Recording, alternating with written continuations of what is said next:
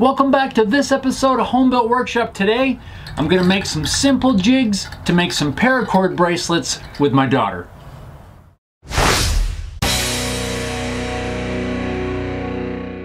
Now, I have zero experience using paracord for anything. I've seen a lot of cool stuff people have done for wraps and pulls and that sort of thing, but I needed to replace some zipper pulls on some of my band equipment gig bags. So I bought some paracord to replace those pulls. While I was in the middle of replacing those pulls, my daughter expressed some interest in making some bracelets out of this stuff and actually making a video and showing everybody how we did it. Now, of course, I didn't want to discourage her from that, and it sounded like it might be a fun project, but after playing around with it a little bit, I thought it might be a little bit easier to make these bracelets if we have some sort of jig. Now, there's a ton of different kinds available, lots of people making them after doing a little bit of research, so I decided to make our own version that we're going to use.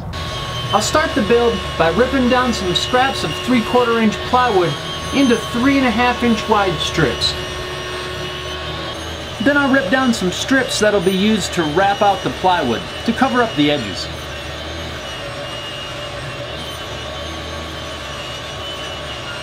And then finally, I'll just cut some blocks of miscellaneous hardwood pieces into 2.5 inch squares.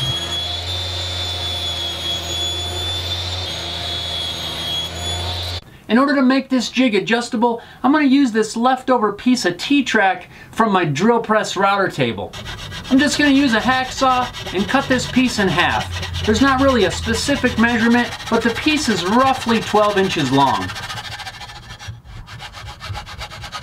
And I'll just clean up those edges on the belt grinder.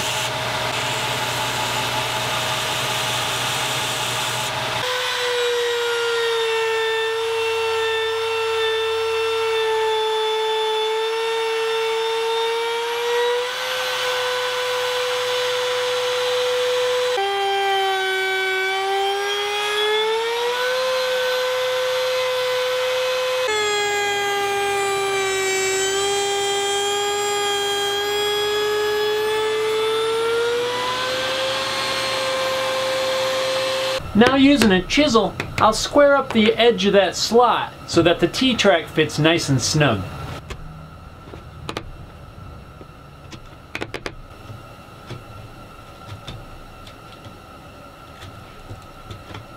Now I'll just miter the strips that'll wrap out the plywood. Well, that didn't work out all that great. Look at this. These are all failed attempts at getting a good, nice miter joint. I don't know why my previous methods have not worked out this time around, but I got scrap piece after scrap piece of not quite right miter joints. So I got disgusted and I built a miter sled.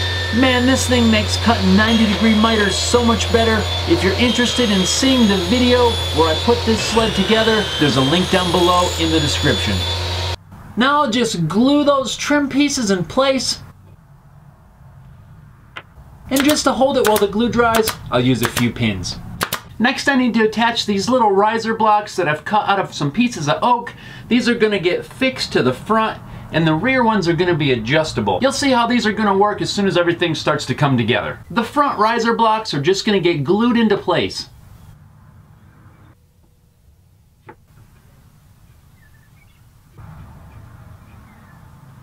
Now I'll drill 1/4 inch holes through the center of the riser block, as well as the block that's going to hold the different size clips.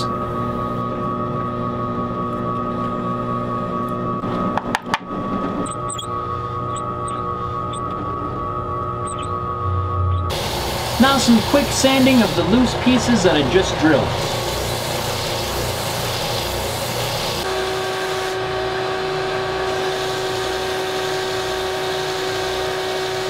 Sanding can be really dusty and loud too if you use any kind of dust collection. Or in my case, I just use a shop vac. So always make sure you wear a dust mask, especially with something like this, because it kicks up a ton of dust. You don't want to breathe all that. Of course, one aspect of a lot of projects that I really haven't found a good way to get away from, hand sanding. Even if it's only to break the corners, I don't like it.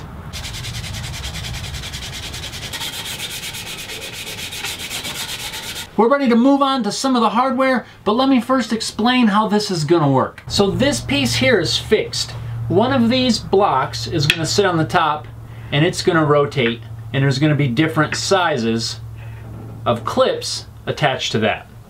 This piece is gonna go like this, and this is also gonna be the same rotating assembly, but this is gonna be able to slide in the T-Track. So this part's gonna be easy. We're just gonna have a bolt going straight up through from the T-Track to the top with a wing nut. This side is gonna have a threaded piece sticking up out of this block that will be able to tighten down with another wing nut. I need to make that piece now. And apparently the bolt that I've chosen is hardened and I cannot cut it with a hacksaw. So we'll just grind it down on the belt grinder. I've got a 40 grit ceramic belt on the grinder.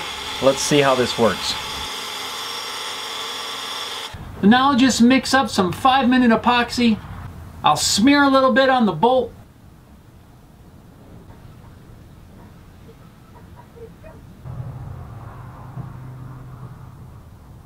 While the epoxy's curing, I'm going to drill and countersink some holes in the T-Track. These will be to mount it.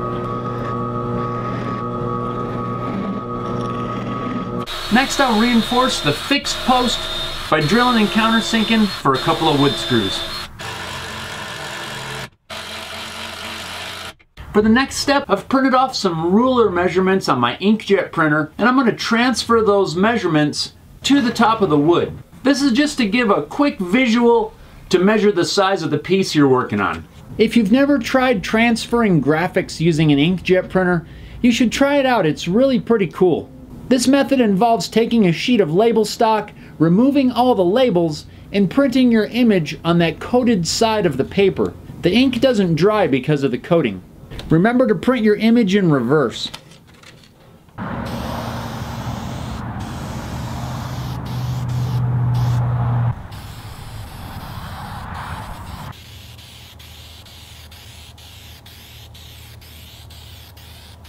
Now I can finally get these things put together. I'm going to start off with the T-Track, remembering to install the bolt first because both ends are captured. If I forget the bolt, then I got to pull the T-Track back out to put the bolt on there.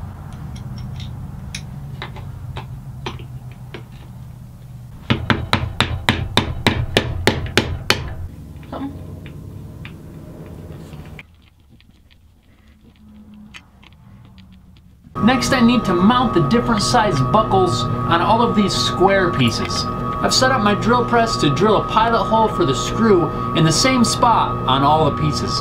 Now I'm just going to use some little plastic cable clamps and install one end of each buckle around those blocks of wood. And on one end of these blocks, I'm going to install some eye bolts with a little S-hook crimped on it. This is so you can attach something that doesn't require a buckle. Alright, so let's get this thing put together. Really simple from here. Our spacer blocks go on here. Our blocks with the buckles.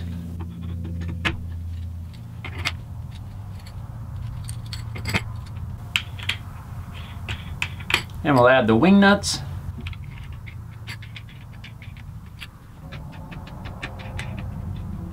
So the way this is going to work is you'll be able to take your buckle, rotate the block, and tighten it down to fit the size that you're going to be using. And then you can snap the end of your buckle into place on both ends. You can adjust this for the length of the braid that you need to do. Tighten it down, and then you can do your work. One thing that I already see is I probably should have put the numbers back a little bit for the measurements. I didn't quite account for the second buckle being on here. Just something I didn't think about. So what I might do to fix that is just make some sort of a little pointer that maybe sticks out the bottom down here and points a little more accurate to the measurement that you're going for. Right now it's pretty close. It's not off by much from what I can tell, but maybe a little pointer might help. I don't know. We'll try it out and we'll see if we need to make that change. Now on the one that I put just the eye hook. I may change that out for just a dowel. I think this may be unnecessary. Not really sure yet. That is partly the reason why I did not drill a 4th hole on this other set.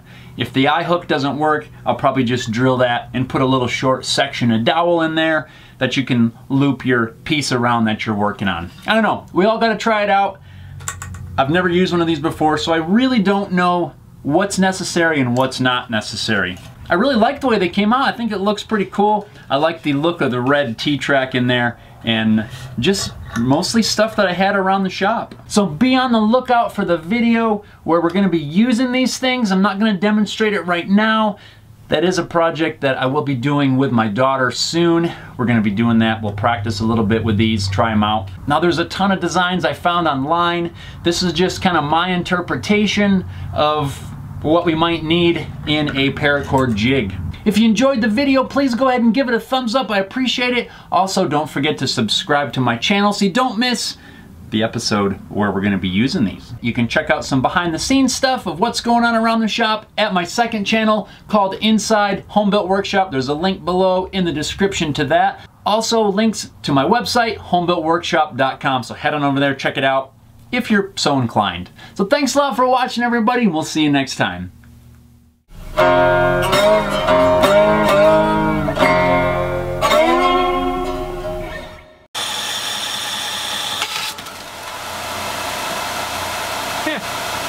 I got a smaller belt. It is cold. It was really nice earlier today. Now it's cold. It's like 40 degrees or 38 degrees. The wind is whipping. I don't know if you can hear it, but that's why it goes from one extreme, no hat, coat. It's the way it is. That time of year.